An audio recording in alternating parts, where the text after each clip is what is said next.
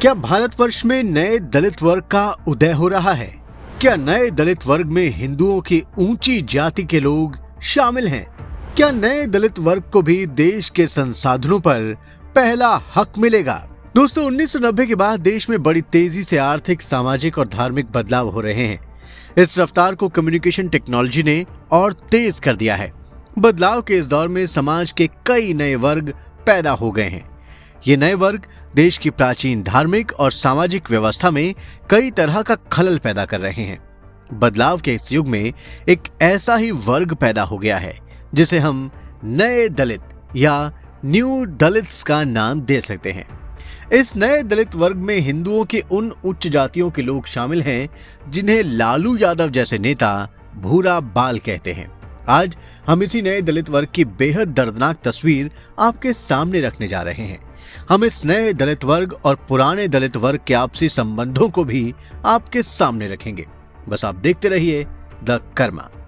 दोस्तों, हम जिस नए दलित वर्ग की बात कर रहे हैं उनमें हिंदुओं के उच्च जातियों ब्राह्मण, राजपूत, कायस्थ, भूमिहार, बनिया के साथ साथ मुसलमानों की उच्च जातियां और सिख और जैन धर्म के लोग भी शामिल हैं।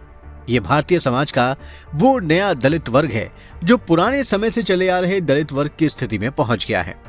पुराने दलित वर्ग में हिंदुओं के निम्न और पिछड़ी जातियों के लोग शामिल हैं।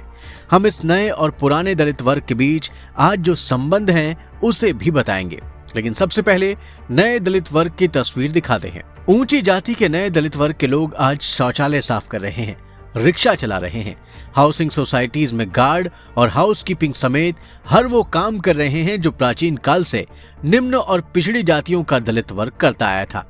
कुछ महीने पहले एक जनेऊधारी ब्राह्मण की शौचालय साफ करती हुई तस्वीर छपी थी।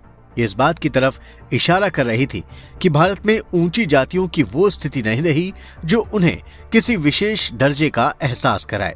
एक सर्वे के मुताबिक दिल्ली के करीब 50% सुलभ शौचालयों के सुपरवाइजर ब्राह्मण हैं।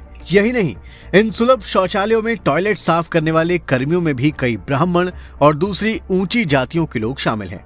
इस सर्वे के अनुसार दिल्ली के रिक्शा चालकों में आधे से ज्यादा लोग ऊंची जातियों के हैं। इनमें भी ब्राह्मणों की तादाद सबसे ज्यादा है। इलेक्ट्रिक रिक्शा और ऑटो चलाने वाले ड्राइवरों में भी यही अनुपात है। शहरों की हाउसिंग सोसाइटीज में भी साफ सफाई से लेकर हाउसकीपिंग के हर काम में ऊंची जातियों के लोग बड़ी तादाद में लगे हैं और ये लोग उस सोसाइटी में रहने वाले आर्थिक रूप से संपन्न हर जाति और धर्म के लोगों की सेवा कर रहे हैं। इन संपन्न लोगों में हिंदुओं के निम्न और पिछड़ी जातियों के लोग, मुस्लिम और ईसाई धर्म के लोग शामिल हैं, जिनकी साफ सफाई और सेवा का यह कार्य ऊंची जाति के लोग कर रहे हैं। हाउसिंग सोसाइटीज और दूसरी जगह पर तैनात होने वाले सिक्योरिटी गार्ड्स में भी ब्राह्मण, राजपूत और दूसरी ऊंची जातियों के लोग बड़ी तादाद में हैं।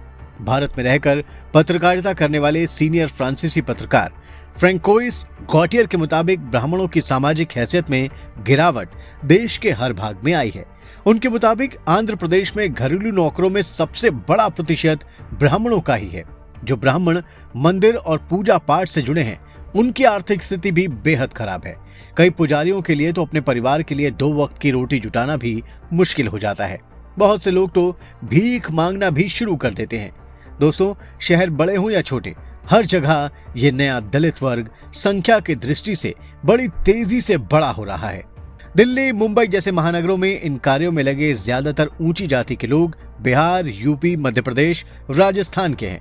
ऊंची जातियों के नए दलित इन शहरों की झोपड़पट्टियों और स्लम एरिया में रहते हैं। इन झोपड़पट्टियों में ये निम्न और पिछड़ी जातियों के दलितों के साथ ही रहते हैं। कई झोपड़पट्टियों का हाल तो ऐसा है कि वहां पशुओं का भी रहना दूभर हो जाए। यहाँ नए दलित और पुराने दलित का आपसी संबंध जाति के आधार पर नहीं बल्कि आर्थिक आधार पर ज्यादा बना हुआ है। एक साथ रह रहे नए दलित और पुराने दलित एक दूसरे के सुख दुख के साथी बन गए हैं। ऊंची जाति के नए दलित भयानक गरीबी में जी रहे हैं। इनके लिए 2 जून की रोटी जुटाना भी मुश्किल हो रहा है। अब बात गांवों की करते हैं। गांवों की तस्वीर भी धीरे धीरे बदल रही है। गांव में ऊंची जातियों के ऐसे लोग हैं जिनके पास ज्यादा जमीन नहीं है। वो गांव से तुरंत माइग्रेट कर जा रहे हैं और शहर में रोजी रोटी के लिए शौचालय साफ करने का कार्य करने से भी गुरेज नहीं कर रहे। गांव में सरकार की कल्याणकारी योजनाओं का फोकस SC, ST और OBC जाति के लोगों पर ही ज्यादा है। दलितों को आवास और शौचालय मिल रहे हैं। हाल यह है कि निम्न जातियों को सूअर पालने के लिए भी जगह मिल जाती है, लेकिन ऊंची जातियों को गाय पालने के लिए भी जगह मिलना मुश्किल है। गरीबी के कारण गांवों से ऊंची जाति के लोगों का पलायन तेजी से हो रहा है, जबकि दूसरी तरफ निम्न और पिछड़ी जातियों की आबादी तेजी से बढ़ रही है। दोस्तों, फ्रांसीसी पत्रकार फ्रैंकोइस गॉटियर का कहना है कि भारत की गरीबी रेखा से नीचे रहने वाले ब्राह्मणों के प्रतिशत राष्ट्रीय औसत से भी ज्यादा है। दोस्तों, नौकरी और शिक्षा में SC, ST और OBC को मिलने वाले आरक्षण का मकसद इन वर्गों की आर्थिक और सामाजिक स्थिति को ऊंचा उठाना है। ये ठीक है, इस पर किसी को भी आपत्ति नहीं है, लेकिन इसका मकसद ऊंची मानी जाने वाली जातियों की आर्थिक और सामाजिक स्थिति को गिराना भी नहीं है। हम एक वर्ग को ऊंचा उठाने के लिए दूसरे वर्ग की स्थिति को गिरा नहीं सकते। सरकार की जिम्मेदारी एक साथ हर वर्ग की आर्थिक और सामाजिक स्थिति को ऊंचा करने और उसे बनाए रखने की है। आज वास्तविकता यह है कि जो गरीब है उसकी आर्थिक के साथ साथ सामाजिक स्थिति भी बदतर है। वास्तव में जो गरीब है वही दलित है, चाहे वो उच्च जाति का हो या निम्न जाति का हो। वास्तव में आज गरीब व्यक्ति ही सबसे निम्न जाति का व्यक्ति है।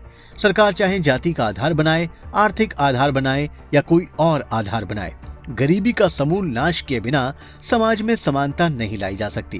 ये तभी संभव है जब बिना जाति या धर्म देखे देश के हर नागरिक को एक ऐसे न्यूनतम आर्थिक और सामाजिक स्तर पर लाया जाए जिससे वो स्वतंत्र रूप से अपना विकास कर सके।